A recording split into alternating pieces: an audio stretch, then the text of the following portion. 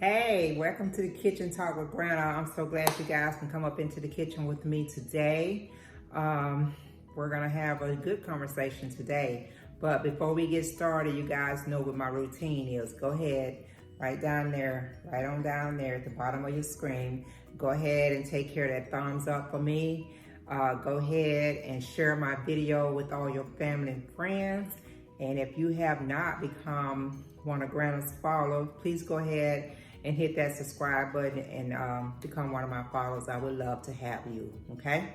All right, so before we get into our conversation for today, I do want to go ahead and I want to mention this. Last week, I don't know if any of you guys are familiar with Little Women's of Granna, the reality show that came on. One of their cast members was killed in a car accident. That was Ashley Minnie Ross. She went by Minnie on the show, and she was in a car accident on last week, and she passed away. I believe she was like 34 years old, and I was one of their fans. I did watch the Little Women's of Atlanta faithfully every week. So I just want to go ahead and send condolences to her family, and may she rest in heaven. Okay. Ashley Minnie Ross of the Little Women's of Atlanta. Okay. All right.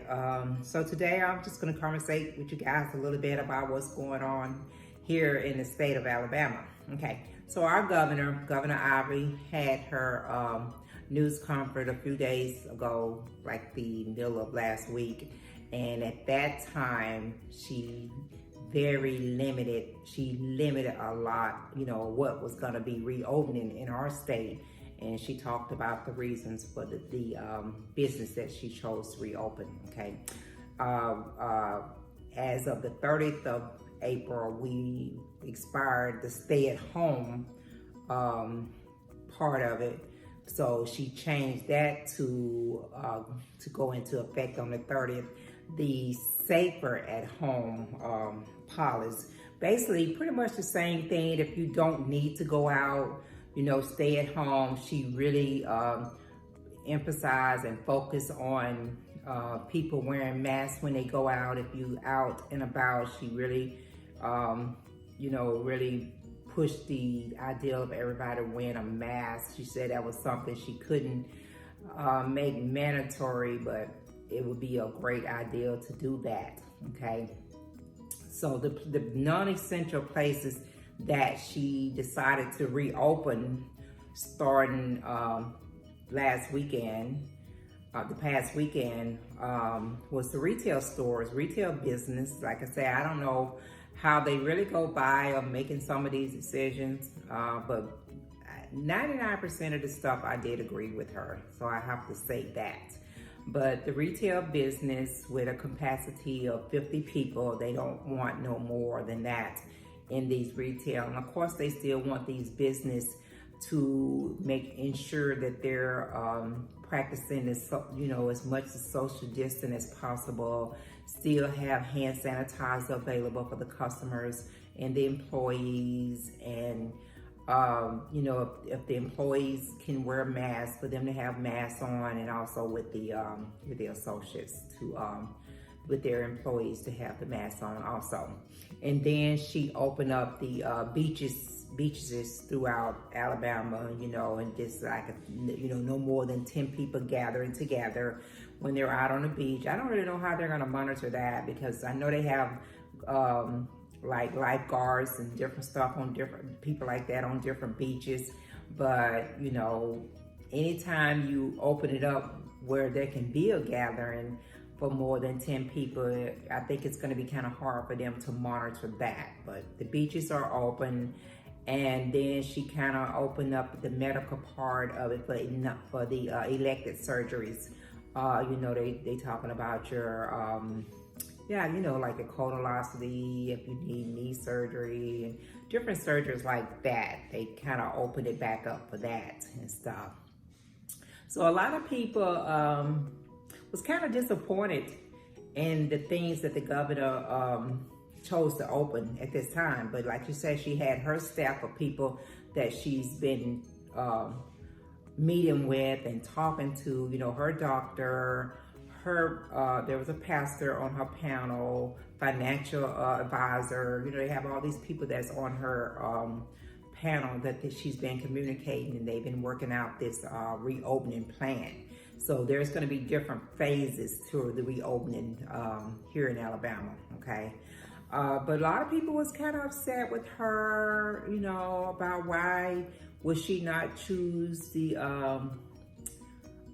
restaurants and the barbershops and the gyms and the hair salon and, you know, all those places like that. And there was even people, someone that asked her the questions about the churches and, you know, and all that. Like I said, I pretty much agree with everything. Not that it really matters if I agreed or disagreed. And it really don't matter if any of us agree or disagree. This is the decision that was made, and it's just something else we have to abide by.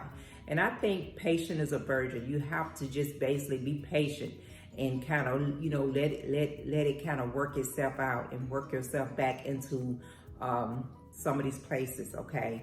I still, and I've said it before from day one, you know, I feel for these small business owners of the barbershops and the gyms and the hair salons and nail techs and those places. I still feel for those people, I really do. You know, and maybe the next phase that she puts in place, you know, to open up some of those business, they would still have a little bit of restrictions on them. Because like I said, with your barbershops and your nail techs and your beauty salons and places like that, I mean, they go to school, they got a degree, especially when it comes to your beauty salons and your barbers and your, you know, they have to take certain courses anyway, dealing with health when they going to school, you know, your cosmetologists and all this, you know. So maybe once they put those places into place to reopen, you know, those owners, you know, and I'm sure they will, I'm sure, because they want to be safe too. They just want to get their business back open because they're not making money and they're losing money. And I definitely understand that. But, you know, hopefully once they reopen that and we get to that next stage, that those business owners and those professional people will, you know, put a plan themselves along with whatever type of restrictions or guidelines that the governor put in place, and they will, you know, put their extra into it too. You know, maybe like I said, when it comes to setting up your appointments for these places, you definitely put that time frame in between them. You know, if you have someone coming in at 8, you know, don't bring your next person in to 11. Especially with your beauty salons, because sometimes the time kind of overlaps each other. So, you know, you definitely just make sure you have that time frame in between, and you're not, I guess say overbooking, you know. And, you know, and this is just my opinion and my thoughts on some of the places that still has not opened. You know, hopefully when these places reopen, you know, they'll be able to bounce back, you know. And of course, once these places open, you know, definitely, you know, show them support.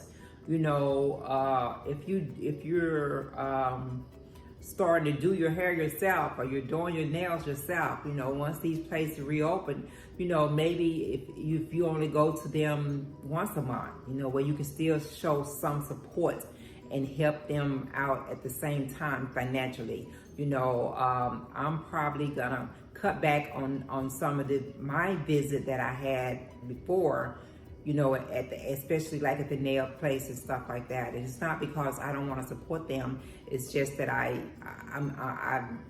just gonna cut it back. I still go, but I won't go as frequently as I did in the past.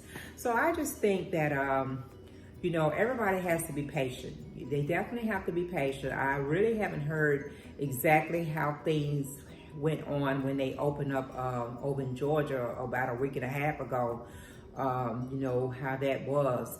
But even with that, you know, if someone do contact the coronavirus, it's going to take 14 days before we know one way or the other how that is, you know. And every state is reopening their economy the way they feel is the best way. Because that was one of the questions that one of the reporters asked Governor Ivory. Had she spoken to the governor of Georgia, because he's our next state over, and he had just opened up his state, the previous week. And she was like, no, she had not spoke to anyone. Her decision was primarily decided with her team. This was something that her and her team had put together, and it wasn't because of any other state or anything like that. She said her concerns are for Alabamians and what she feel like she needs to do by them, the right thing by them. Okay, so like I say, I agree with it, and it's just my opinion. It's just my opinion on it. And like I say, it really doesn't matter if anyone agree with me or not. It's something that the governor has said. It has been spoken, and that's just the way that it's going to be, And there's going to, we're all going to get back open.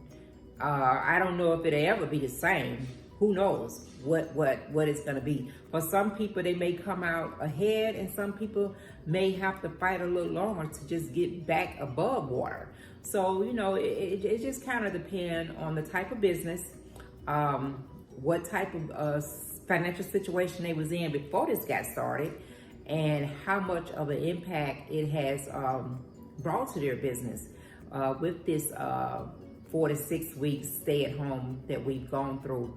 So it just kind of, every business is going to be different. Every beauty salon is going to be different, no business is going to be financially the same anyway. And that was even before the coronavirus started. Everyone has their own goals and their own financial status, before all this started. No one was on the same level.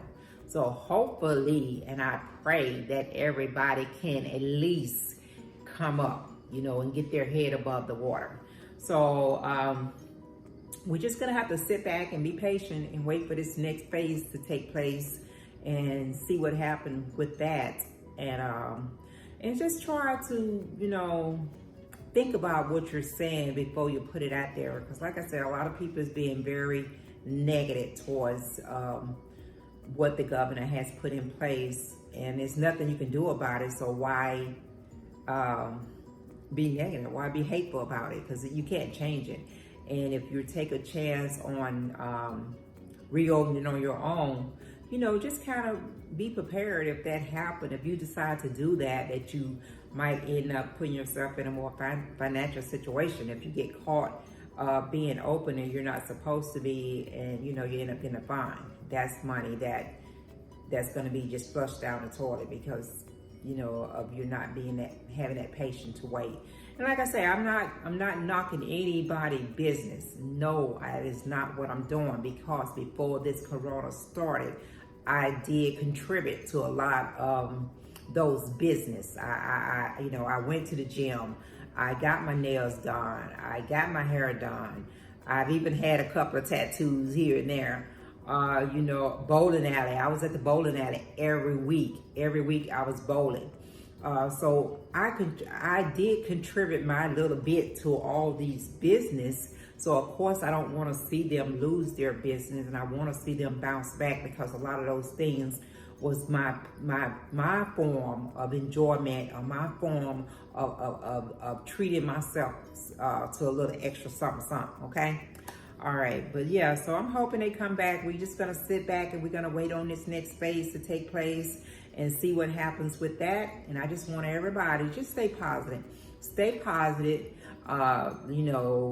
As the governor said, even though the stay at home has expired, we still have a safer at home put into place. So if you don't have to be out, don't be out. If you go out, don't forget to wear a mask, okay? Make sure if you go out and about, you got your mask on, okay?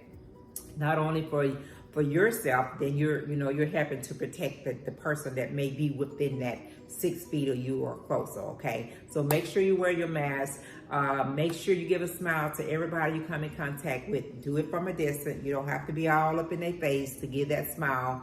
And just stay positive, people. We're gonna get through this. We're not gonna come out as we went in. It's gonna be different, but just stay positive, be patient, and just live your best life until then. Just live the best life you can. Sit back, wait it out, get you a good book, read you a good book, for these next week and a half or so. It may be shorter than that. We don't know. We just have to sit back and wait, okay? All right, guys, y'all have a great day. Don't forget to go back and leave me any comments that you might want to leave me. And if you have not become a follower, don't forget, go ahead and subscribe to Kitchen Talk with Granna. And I'm going to see you guys in the next time around. I'll be back, okay? Bye.